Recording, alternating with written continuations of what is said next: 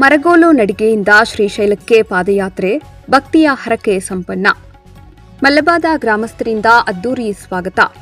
ಅಫ್ಜಲ್ಪುರ ಪಟ್ಟಣದ ಶರಣಬಸು ಎಂಬ ಯುವಕ ಹರಕೆಯನ್ನು ನೆರವೇರಿಸುವ ಉದ್ದೇಶದಿಂದ ಮರಗೋಲು ನಡಿಗೆಯಲ್ಲಿ ಶ್ರೀಶೈಲ ಕ್ಷೇತ್ರಕ್ಕೆ ಪಾದಯಾತ್ರೆ ಕೈಗೊಂಡು ಭಕ್ತಿ ಭಾವದಿಂದ ಹರಕೆಯನ್ನು ಸಂಪನ್ನಗೊಳಿಸಿದ್ದಾರೆ.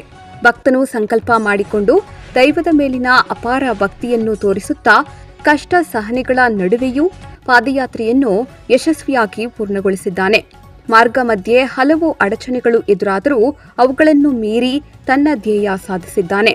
ಅನೇಕ ದಿನಗಳ ಕಾಲ ನಿರಂತರ ನಡಿಗೆಯಲ್ಲಿ ಸಾಗಿದ ಭಕ್ತನು ತನ್ನ ಭಕ್ತಿಯನ್ನು ವ್ಯಕ್ತಪಡಿಸಿದ್ದಾನೆ ಎಂದು ತಿಳಿದುಬಂದಿದೆ. ಸ್ಥಳೀಯರು ಭಕ್ತನ ಈ ದಿಟ್ಟ ಮನೋಭಾವ ಮತ್ತು ಧಾರ್ಮಿಕ ನಂಬಿಕೆಯನ್ನು ಪ್ರಶಂಸಿಸಿದ್ದಾರೆ.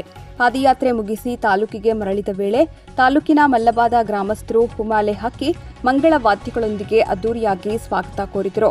ಗ್ರಾಮದಲ್ಲಿ ಮೆರವಣಿಗೆ ನಡೆಸಿ ಭಕ್ತನ ಸಾಧನೆಯನ್ನು ಕೊಂಡಾಡಿದರು.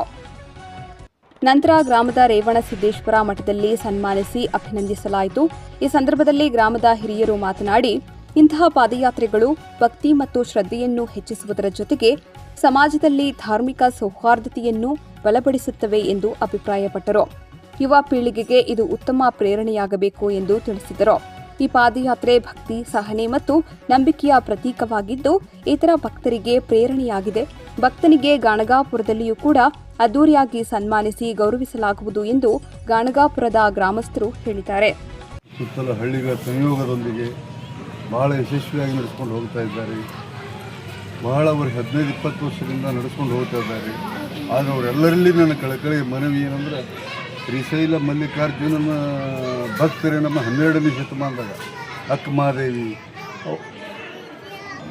ಎಲ್ಲ ಹಿಂದಿನ ಶರಣರು, ಯೂಲಿ ಚಂದಯ್ಯ, ಹರಳಯ್ಯ,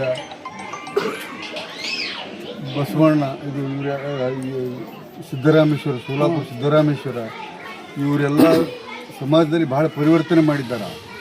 ತಾವು ಹೋಗಿ ಬರೋದು ಅಷ್ಟೇ ಅಲ್ಲ, ಹೋಗಿ ಬಂದು ಒಳ್ಳೆಯ ಗುಣ, ಸದ್ಗುಣಗಳು ಅಳವಡಿಸ್ಕೋಬೇಕು. ನಿಮ್ಮಲ್ಲಿರೋಂಥ ದುಶ್ಚಟಗಳು ಬಿಡಬೇಕು, ಸಮಾಜಕ್ಕೆ ಒಂದು ಪೂರಕವಾಗಿ ಬೆಳಿಬೇಕು. ಇದು ನಮ್ಮ ಭಾಳ ಆಶೆ ಅದ. ಬರೀ ಹುಟ್ಟಿವಿ ಸಾಯ್ತೀವಿ ಅಂತಲ್ಲ, ಪರಿವರ್ತನೆ ಆಗ್ಬೇಕು. ಹೋಗಿ ಬಂದೀವಿ ಅಂದಾಗ ಇದರ ಬದಲಾವಣೆ ಆಗ್ಬೇಕು. ನಿಮ್ಮಲ್ಲಿ ಸದ್ಗುಣಗಳು ಅಡಿಸ್ಕೊಡ್ರಿ, ಎಲ್ಲ ಕೆಟ್ಟ ಚಟಗಳಿದ್ರೆ ಬಿಡ್ರಿ. ಒಳ್ಳೆಯತನ ಏನು ನಾವೇ ಯಾರೂ ಸಾವಿರ ಸೇರೋರಿಲ್ಲ.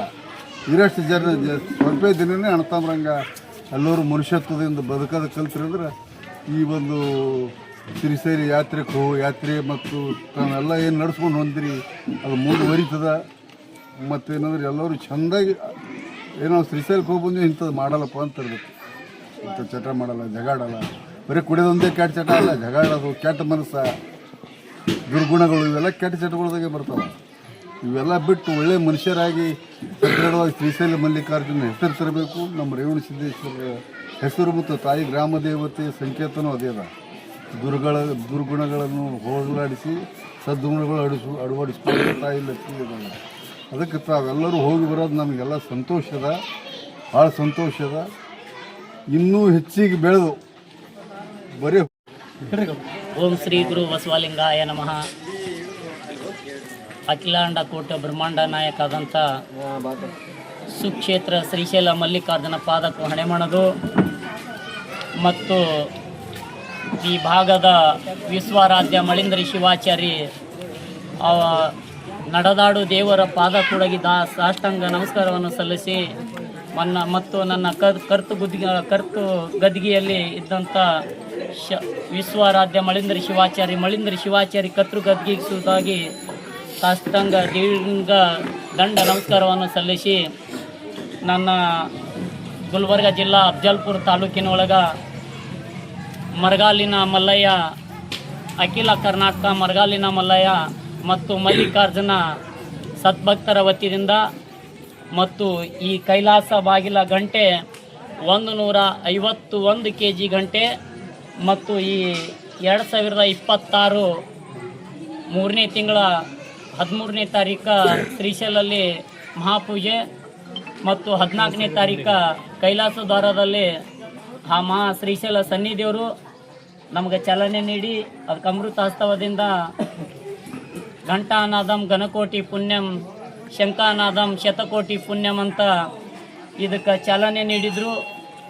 ಮತ್ತು ಕೂಡ ಯಡಿಯೂರಲ್ಲಿ ಕಾಶಿ ಸನ್ನಿಧಿ